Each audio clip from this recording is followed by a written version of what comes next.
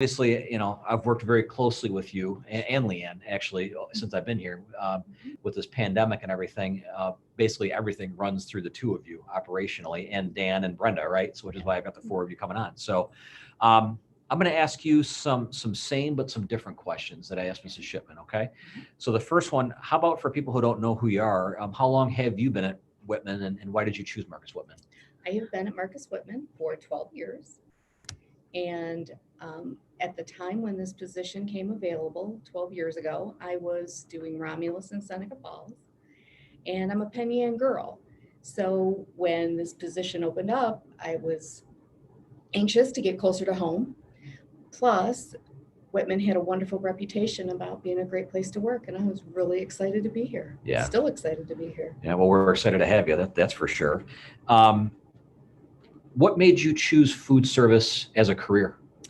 Well, I started waitressing when I was 13. So I've always been involved in food service in one point or another. Went off to college after graduating high school. And my junior year at Cuca College, my parents bought a small restaurant in Penn Yan called the Ice Cream Emporium. So I went to work for them, and we owned the restaurant for 10 years. Then I went to work at our local hospital, Soldiers and Sailors, in the food service department, and took advantage of the programs that were there, went back to college, and became a registered dietetic technician. And I went from feeding the elderly to feeding the young. And I love it. Yeah. Oh, that's awesome. Yeah. It is interesting, right? I think the paths that we take sometimes on our journey, people just see us as a superintendent or as a director of transportation or as a director of food service. But when you really start to talk about how you got from A to B, we have some interesting stories sometimes, I think, and interesting journeys where I think we learn something from each thing that we do that makes us better for the job that we're in, Definitely. So talking about that, I think one of the most amazing things to me in food service, especially cooking for large groups of people, is meal planning. I think it's one thing to plan a Thanksgiving dinner for 20 people that are coming to the house, except not this year because of COVID. No, I'm only kidding. No. But how do you meal plan? And maybe you can talk to people who are watching about where we get our food from and how that goes into your meal planning and all of that. Okay. So in February of any given year, we are given a list and an amount of money to purchase our government commodities. And I get turkeys, taco meat, cheeses, all kinds of stuff. And we purchase all this a year ahead. So in February of 2020, I was purchasing things for September. And so based upon what I've ordered, I meal plan. And then, of course, we always try to have the things available for the students, which are their favorites. And then we also have to take into consideration our students with special dietary needs, whether they're vegans or lactose intolerant or gluten-free. So we try to check all the boxes and try to make everybody happy with all of our choices, and plus keep it affordable. Yeah. We have to be cost conscious. Yeah. So maybe this is an unfair question, but what does a regular lunch, like what's the meal cost on a regular lunch? So for example, last night was I'm always looking for bargains. So last night on my way home from work was buy one, get one free subs at Subway. Mm-hmm. I don't normally go there, but it was buy one, get one, right? So I decided I went and got two subs. I got two subs for, I think it was $9 or $10, right? Mm-hmm. What, if you were coming, if you had the cafeteria open or the kitchen open every night and people were coming and ordering off of a menu, and what would they pay per meal, do you think? Like what would be a typical cost for something if my subs were $9? Well, we try to run your price point. You want to run a 30% food cost. Okay. And that doesn't include your labor. That's just your food cost. So, for example, when I'm meal planning, if I've got a government commodity item, like say our taco meat, okay. So when you're planning that meal, you want to stay right around $1.75 with all your components. So you take some government commodity stuff, you're buying some stuff from Cisco, you're getting some fresh fruits and vegetables. So you pick and choose when you're creating a menu to stay within that price point. So whether it's government stuff or stuff we're purchasing or whatever, you just try to pick and choose to make it all come together so you're staying within your price area. Yeah, it's funny. My favorite memory of my time at Hammondsport, I've been superintendent at Hammondsport, superintendent at West Genesee, and now superintendent here at Marcus Whitman, which I love, was Mrs. Bartlett, and she's since passed away. But she was an old Italian woman, and whenever it was time for lasagna, I was teaching math at the time, and I would come down, and she would have a full thing of my own plate. Container of lasagna that would be in the oven, just there heating for me. And we can't do that anymore, can we? No. Because of the new kind of food service requirements. Right. Yeah. What could you tell people about what's changed maybe since the time you've been doing this? Some of the things that have changed dramatically are the amount of whole grains that we have to provide. Half of our grains during any given week have to be whole grain. We also have to be offering, when we offer our vegetables, they can't be all green beans all week. They want everything to be colorful. So we can have some orange, some green, and we have to have more beans, more legumes onto the menu. So they really want things to be far more balanced. We have fresh fruit, we have canned fruit, we have frozen fruit. Everything has to balance itself out. They have to have a bigger variety of choices. I mean, we can have, any student would love a peanut butter and jelly sandwich and an apple every single day of the week. And that's something that the government really doesn't want to see. They want to see these kids trying new things and being exposed to more options than just peanut butter and jelly and an apple. Yeah. Well, I think what I've seen in my time, 21 years being a superintendent, I have seen students become more adventurous in their eating over the years, I think. I've seen less food waste over the time as well. And I've just seen when we've offered some menu options that, they might not see at home or they might not see someplace else, especially vegetables, different vegetables that we try. Yes. I've seen students try them and get to be a little bit more adventurous. I think the biggest piece for me, like shrimp poppers, for example. 15 years ago, I wouldn't have thought of a fourth grader eating shrimp at all. Yeah. But now shrimp poppers are one of the most popular things that we have. Yeah. True. Yeah. I mean, so speaking of popular lunches, what is the most popular lunch here at Whitman? Tacos. Tacos and loaded nachos are definitely the number one. You would think it would be pizza, but it's not. It's not. Tacos. And I noticed too with our high school kids especially, they're far more food savvy. Yep. This generation is than the kids were 10, 15 years ago. I mean, they're exposed to so much more, whether it be with the food channel or just Wegmans being right around the corner and all the wonderful options that they have. But yeah, our kids are much more food savvy. Yeah, and I like it. I think it's great, I do too. Just like our bus drivers and our mechanics, we have a great food service team that I also got to work closely with, since COVID has begun here. How many people are on the team? 14. 14, yeah. Yep. 14. And how many of them have made food service kind of like their career? A good percentage of them. Currently, our head cooks, Sylvia Chase, she's been with the district since 1989. Okay. So 31 years. That's the year I graduated from high school, but we're not going to tell her that. No. We won't tell her that. Jeannie Savage has also been here over 30 years. So the majority of the staff I have right now are lifers. Yeah, so listen, whenever I hear Mrs. Savage's name and I'm in the community, someone is related to Mrs. Savage. Yeah. You cannot get away from somebody being related to Mrs. Savage. I have noticed that. And she knows everybody. She definitely does. Yes, she does. Yeah, I think it's great. It's interesting in my experience. I think food service and bus driving for that matter, I think they're two professions that were designed a long time ago to have high turnover. Because of the way they're paid and all of that.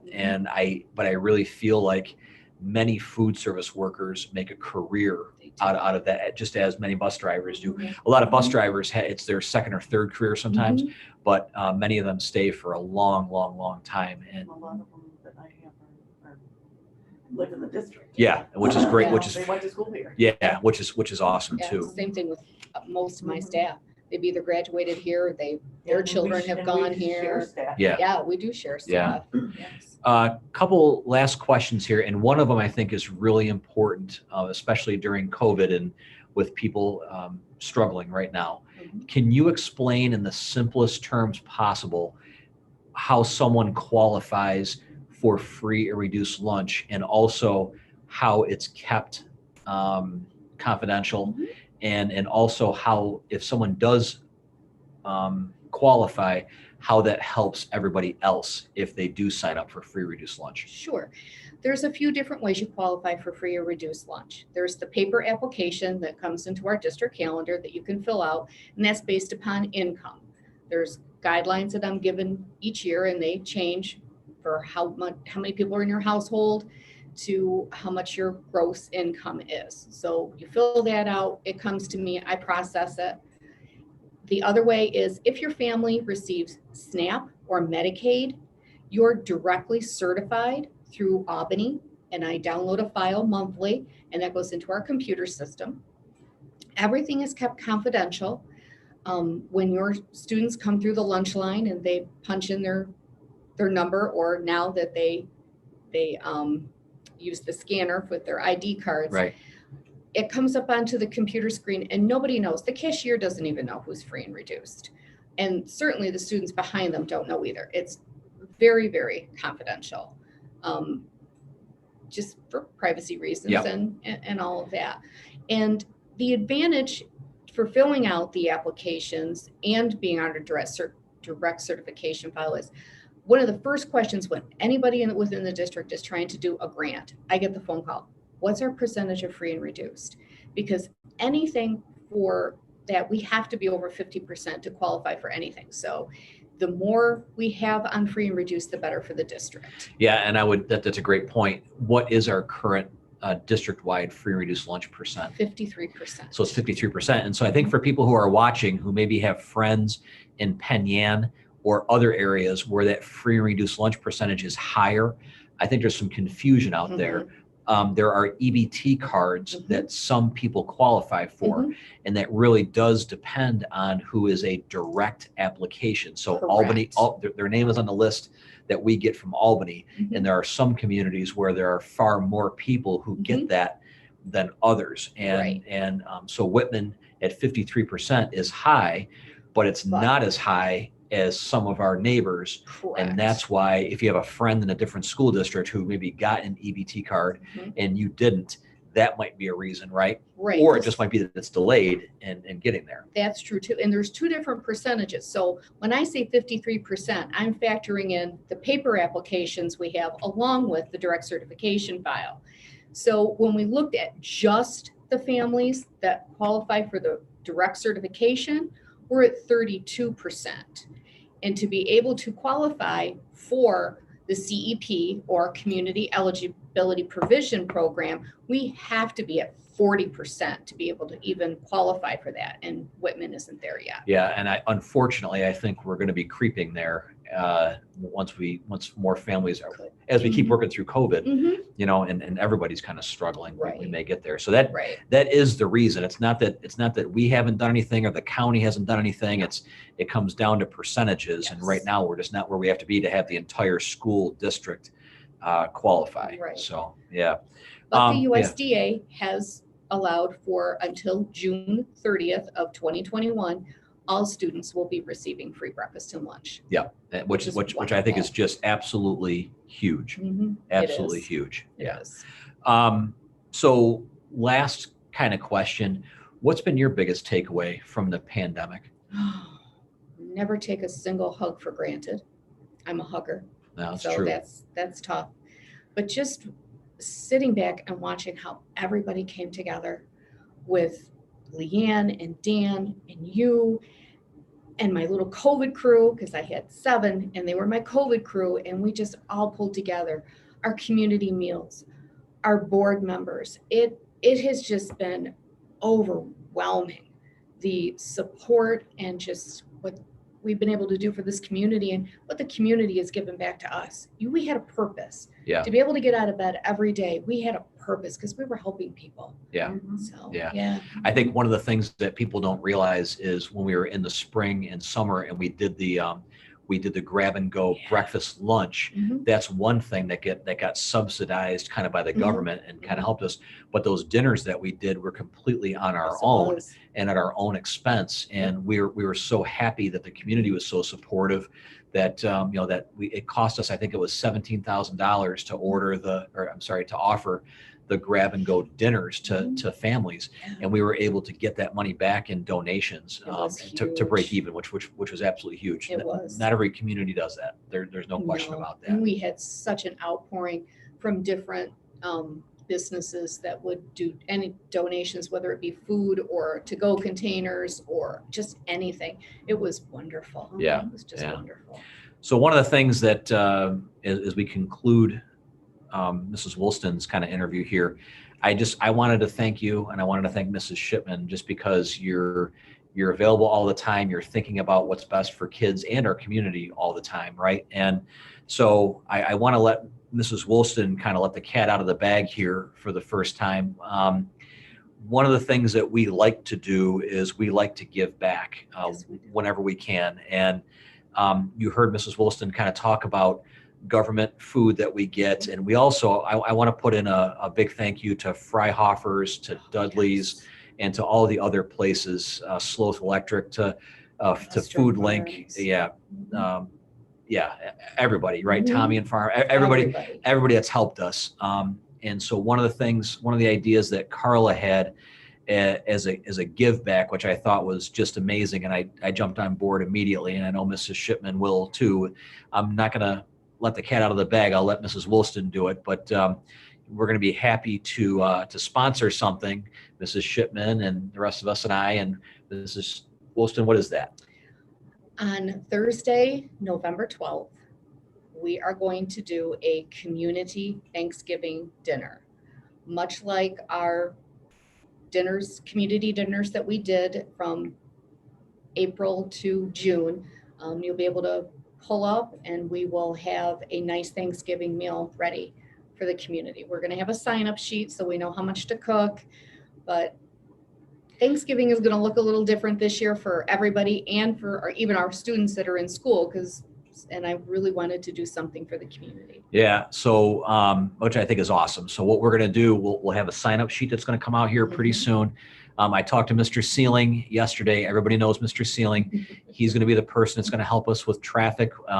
It's going to be a grab and go hot Thanksgiving. So if you don't remember when you went to school what that Thanksgiving lunch tasted like, it's awesome. And so the Thanksgiving dinner is going to be that exact thing, and we're looking very, very forward to doing it. So the reason why it's on the date that it is because the day before is Veterans Day. It's a Wednesday, falls right in the middle of the week.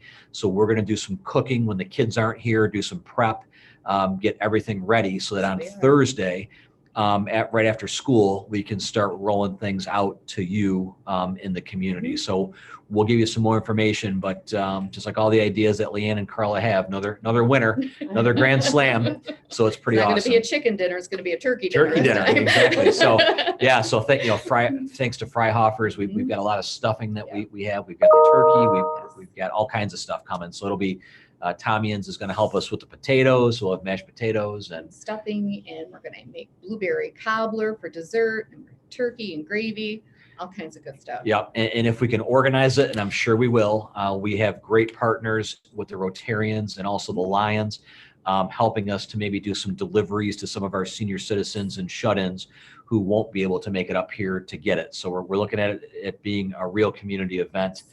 Pretty close to the holiday. So stay tuned. Very excited. Pretty cool stuff, right? And so thank you, Mrs. Wilson. I appreciate it. I'm going to bring the computer back